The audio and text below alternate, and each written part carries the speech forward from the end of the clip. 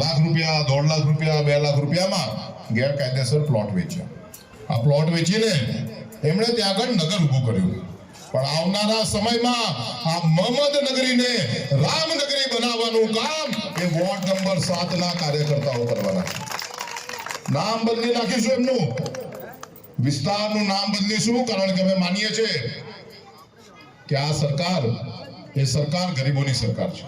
દારૂના અડ્ડા ચલાવવાના, જુગારના અડ્ડા ચલાવવાના, લોકોને ગુમરાહ કરવાનું કામ જે કરે છે એ લોકોને ઘરે મોકલવાનો સમય આવી ગયો છે। દુકાનના અડ્ડા જે ચલાવે, આવા દારૂના અડ્ડા જે ચલાવે, એવી વ્યક્તિને કોઈ પણ સંજોગોમાં આપણો પ્રતિનિધિ બનાવી શકાય નહીં। આ વિસ્તારના લોકોને ચૂસવાના, આ વિસ્તારને ચૂસવાનું કામ જો કોઈએ કર્યું હોય તો મોહમ્મદ સિંધીએ કર્યું છે। એટલે મિત્રો, આ વખતે આ વિસ્તારમાંથી બધા ખુલીને બહાર આવો અને ભારતીય જનતા પાર્ટીને આ વખતે જીતાડવાનું કામ કરો।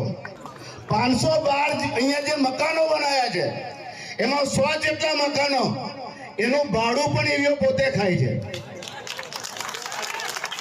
આ થોડા દિવસમાં જ એનું રિઝલ્ટ એને મળવાનું છે। હજુ ઘણું બધું બાકી, આ ટેલર છે, હજુ પિક્ચર હજુ બધું બાકી।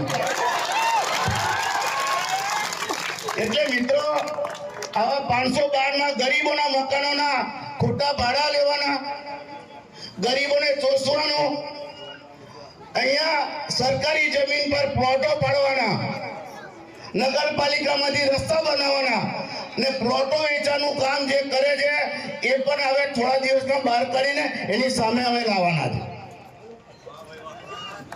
એ જ રીતે ગરીબોને એવું કે આ બધી જગ્યા સરકારી છે, તમારા મકાન ભાજપ આવશે તો તોડી નાખશે। ગરીબોના નામે, ભારતીય જનતા પાર્ટીના નામે એ રાજકારણ કરીને આ લોકોની પાસેથી પૈસા લેવાનું કામ એ પોતે કરતો હોય છે। આ બધા એના જે કરતૂતો છે એ ટૂંક સમયમાં બધા બહાર કાઢીને આ ચૂંટણી પછી એને પૂરો કરવાનું કામ ભારતીય જનતા પાર્ટી સરકાર કરવાની છે। તો વડોદરાના કરજણ નગરપાલિકાની ચૂંટણીની અંદર રામના નામ પર હવે રાજનીતિ થઈ રહી છે અને આ નિવેદનબાજી જે થઈ રહી છે વિજય શાહ અને સતીશ પટેલના નિવેદનને કારણે રાજકારણ પણ ગરમાઈ રહ્યું છે કે જ્યાં વોર્ડ નંબર 7ના આપના ઉમેદવાર મોહમ્મદ સિંધીને ખુલ્લો પડકાર પણ ફેંક્યો છે। બીજેપીના શહેર પ્રમુખ કરજણ નગરપાલિકાના પ્રભારીનો આ પડકાર અને મોહમ્મદ નગરીને રામનગરી બનાવીશું તેવું વિજય શાહે ખુલ્લા મંચ પરથી નિવેદન આપ્યું અને દારૂના અડ્ડા, જુગારધામ પણ બંધ કરાવવાનું વિજય શાહ કહી રહ્યા છે। વડોદરા